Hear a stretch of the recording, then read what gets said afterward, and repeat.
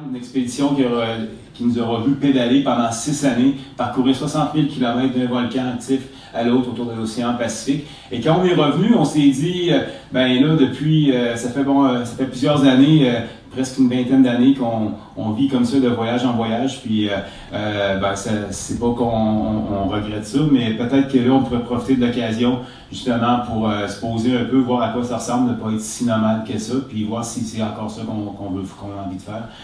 Et puis là, le temps a passé un peu, puis on s'est pas pris le temps qu'on s'est aperçu que oui, c'est encore ça qu'on veut faire.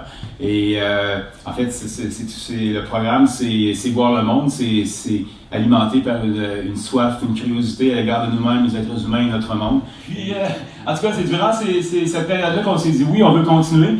Et là, on se dit, aller où? Peut-être des endroits où on n'a pas encore été vraiment d'une manière, où on n'a pas encore été, l'Afrique, oui, la Scandinavie, ça faisait longtemps qu'on rêvait d'aller faire des randonnées, des voyages en Scandinavie, les pays d'Europe de l'Est, ouais, donc un thème encore, ouais, avec comment exploiter ça, on avait découvert comment un thème enrichit un voyage avec justement les volcans de la ceinture de feu du Pacifique, puis ce qu'on a appris sur la géomorphologie, les endroits, puis les gens vers qui ça nous a amené, on n'aurait jamais eu l'idée d'aller, ou ça serait jamais probablement arrivé parce qu'on ne suivait pas les volcans, justement. Et là, on s'est dit, on est justement en train de thématiser notre nomadisme durant cette période-là qu'on a appelée une dénomadisation temporaire. Et qu'on s'est dit, le nomadisme, justement, puis là, tout de suite, rapidement, on a vu dans notre petite map-monde imaginaire, t'as des éleveurs de rennes, là, justement, en Scandinavie, dans le nord, les Samis, les Lapons. En Afrique, c'est sûr qu'il y en a plein, mais là, on a commencé à faire une recherche, s'établir une liste de suspects, puis savoir dans quel coin ils se promènent, puis aller pédaler vers eux. Parfait, le projet a été lancé. Alors, comme je disais, on s'est lancé en juin 2014. On est revenu avec 35 000 photos, des heures de vidéo, puis plein de cahiers de notes, ça c'est certain. D'ailleurs, sur notre site, là, il y avait un blog, là, il y a presque une quarantaine de billets. Chaque billet a 25 photos qui sont différentes, avec 1000 photos encore différentes de celles-ci. Alors, regardez comment l'expédition, l'étape s'est déroulée, si vous voulez bien, sur une carte animée ici. Alors, on est parti de Stavanger, pas au Cap-Nord, sur la côte ouest, sud-ouest de la Norvège. Et là, tout ce qui était en rouge, c'est ce qu'on a pédalé, puis les pointillés jaunes, c'est ce qu'on n'a pas pédalé, puis qu'on a dû, des moyens de transport qui sont non cyclistes, qu'on a dû emprunter pour se sortir de la zone de Schengen, 26 pays, à peu près tout ce qu'on voit sur la carte ici, là, à part la Russie. Là, le rouge qu'on va voir là, durant cette période de temps-là, on a parcouru près de 4000 km. Et on a fait un petit peu, on a sauté des bouts parce que c'était les nomades qui nous intéressaient et certaines régions. Alors c'est ça qu'on voit. Puis si la difficulté, elle change de visage, d'aspect dans un autre voyage, mais si tu reconnais ce patron-là, tu vas appliquer la même recette si tu as encore l'énergie. Ça se peut que tu n'aies plus envie de faire ça, puis tu te dis, non, là, c'est plus ce que je veux faire, puis j'arrête.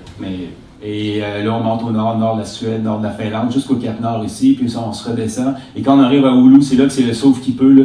En 3 jours, on s'est sorti jusqu'aux portes de la frontière de la zone Schengen, là, en Pologne, à Varsovie. Et là, on va filer vers la frontière avec l'Ukraine, hors de Schengen. Dans les Carpates, ici en Roumanie. Après ça, on va franchir le Danube pour aller en Bulgarie, une région historique qu'on appelle la Thrace, en Turquie, Istanbul. Le plateau anatolien, ici par le Cappadoce, dans les monts Taurus, sur le bord de la Méditerranée.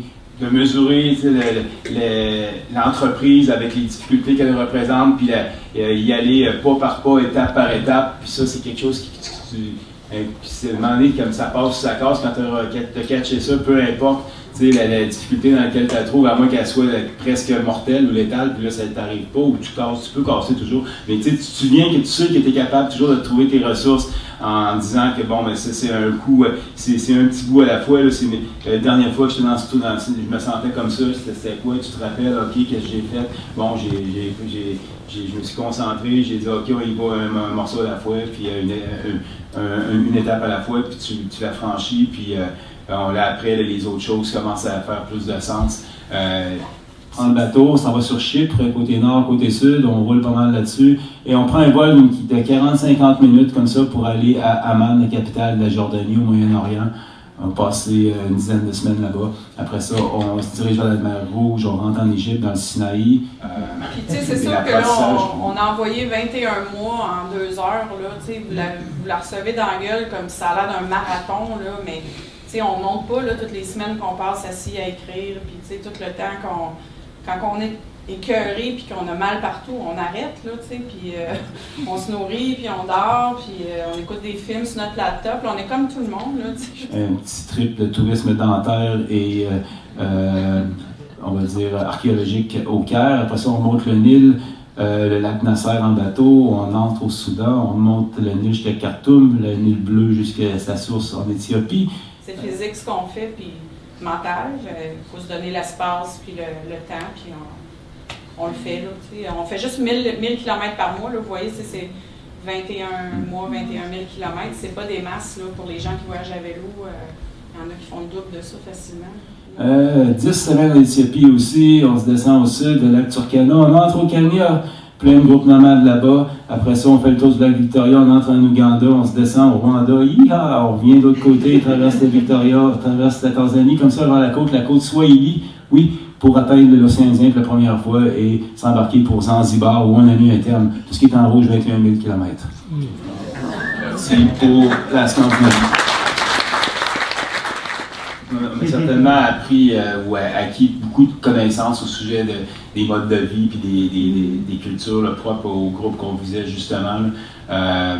Puis propres à des lieux où on n'avait jamais été. Là, mais au niveau d'une espèce de leçon de vie ou je sais pas si c'est à ça que tu vas en venir, ou si je la sens pas encore.